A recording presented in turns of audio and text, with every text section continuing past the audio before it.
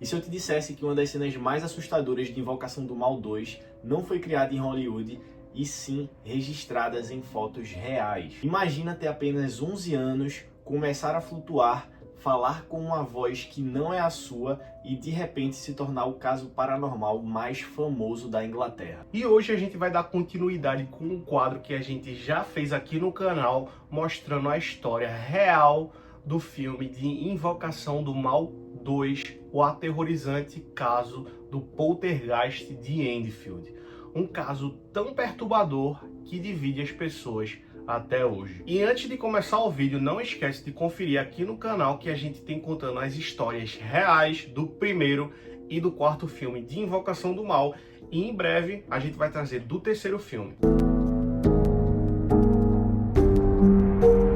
Na sequência de Invocação do Mal, Ed e Lorraine Warren viajam até o subúrbio de Londres na década de 1970 para investigar uma casa que estaria sendo atormentada por um poltergeist violento. Esse caso ganhou os jornais britânicos durante um ano inteiro e em 1977 se tornou o caso paranormal mais documentado da história. O início do terror, a família Hodgson. Estamos em 1977, num bairro de Enfield, em um subúrbio tranquilo em Londres. Ali morava uma mulher divorciada com seus 4 filhos. Margaret, Janet com 11 anos, Johnny e Billy. E tudo começou quando as crianças começaram a ouvir barulhos estranhos vindo dos quartos, junto com batida nas portas, arranhões e objetos se mexendo sozinho. E no dia 30 de agosto de 1977, a situação saiu completamente do controle. E desesperada, chamou os policiais alegando que os móveis e alguns objetos estavam se movendo sem ninguém tocar neles. E quando os policiais chegaram lá, algo inesperado aconteceu. Eles também presenciaram uma cadeira se mexendo sozinha.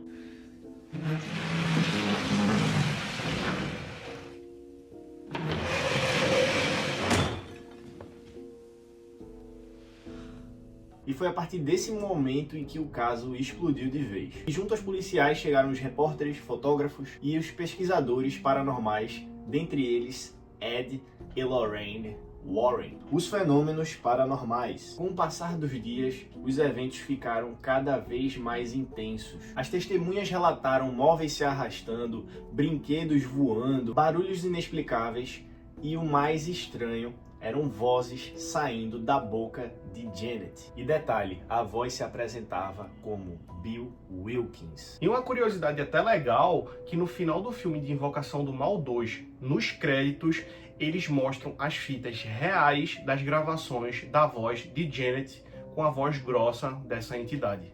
How many voices are there? 600.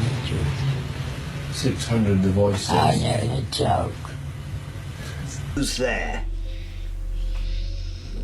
Bill. Bill who? My name is Bill Wilkins. E segundo a entidade, ele era um homem que havia falecido nessa casa anos antes. E de fato, os investigadores confirmaram o fato de que um homem com o mesmo nome de Bill Wilkins realmente tinha falecido na mesma residência. Coincidência? Ou prova. A levitação e as fotos mais assustadoras. E durante as investigações, algo chocante foi registrado. Fotografias de Janet aparentemente levitando no quarto. E essas imagens foram parar nas capas dos jornais do mundo todo. Eu acho que todo mundo já deve ter visto essa foto. É uma das fotos mais famosas, eu acho, do mundo do terror, assim. E céticos afirmam que Janet só estava pulando. Mas todo mundo que estava ali naquele momento com ela no quarto garante que ela não estava pulando e sim estava sendo simplesmente levantada. E aí, em quem você vai acreditar no lado dessa história? Os Warrens e a investigação oficial. E claro, esse caso chamou a atenção de pesquisadores da Sociedade de Pesquisa Psíquica e, obviamente, também dos investigadores Ed e Lorraine Warren. E os Warrens que acompanharam de perto falaram que nada ali era mentira e que tinha realmente algo muito maligno ali dentro da casa. Eles acreditavam que a entidade de Bill Wilkins era apenas uma distração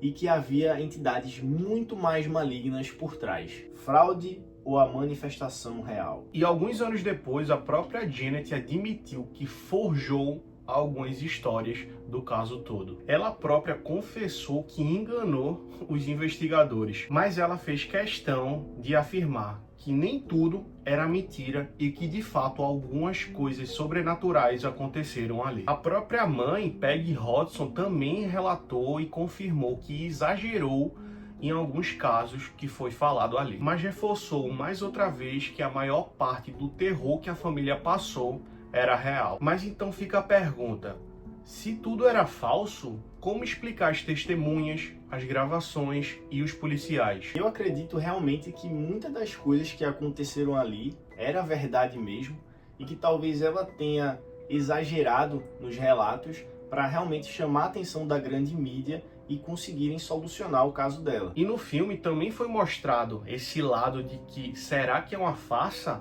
Algumas cenas da Janet movendo algumas coisas, tanto a imprensa quanto o Ed e Lorraine Warren discutindo ali se realmente era real ou não. Então isso é bem legal no filme, da forma que foi mostrada. O que o filme inventou? Apesar de ser baseado em fatos reais, Invocação do Mal 2 também exagera em alguns pontos, como o crucifixo girando, a freira Vala, que é uma entidade totalmente fictícia e criada para contextualizar a história, O Homem Torto. e todas aquelas possessões extremamente visuais. E nesse segundo filme a gente consegue comparar com o primeiro e você consegue ver a diferença que no segundo filme é muito mais fictício, como o Schubert disse. A freira, o Homem Torto, os crucifixos, a possessão, sabe?